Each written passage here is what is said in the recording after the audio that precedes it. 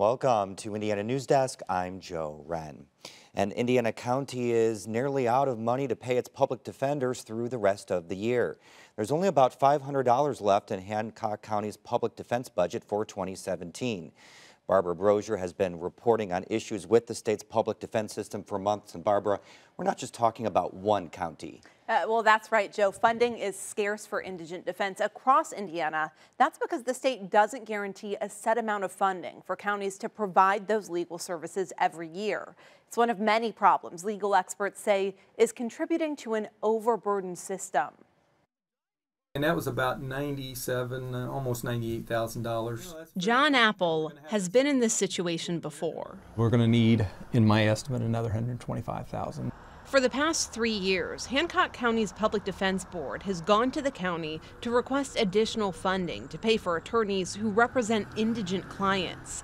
Apple says a variety of factors are contributing to the problem, including a murder case that cost the county more than $50,000 this year.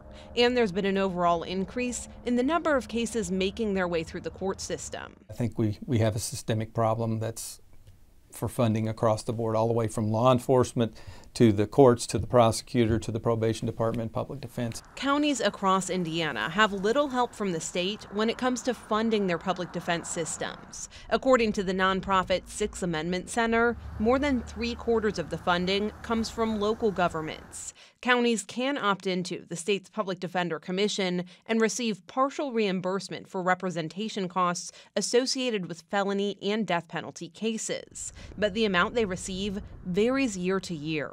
It would be great if we could get reimbursed on everything. It's one of several issues a new statewide task force on public defense will look into. The group is made up of attorneys, legislators, judges, and public safety officials.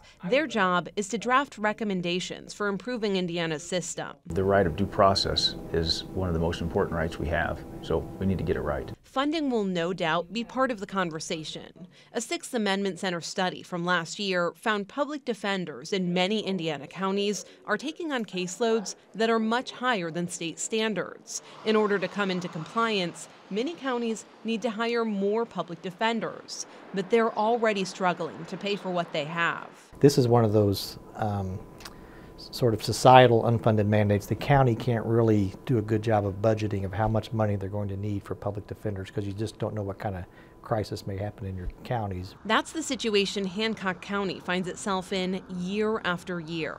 Apple says while caseloads climb, the public defense budget remains the same. He's hopeful that will change, but it's unclear where the county will find the necessary funding.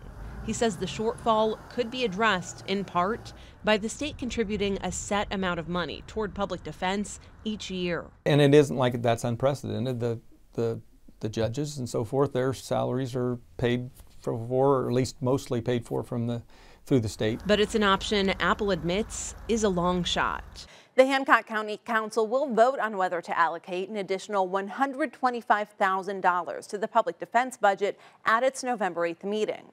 And the state's Public Defender Task Force will also look into issues with pretrial justice in Indiana. A report released by the Pretrial Justice Institute this week gave the state a failing grade for its pretrial detention rate, lack of a validated pretrial assessment, and its use of monetary bail. All right, thank you very much, Barbara.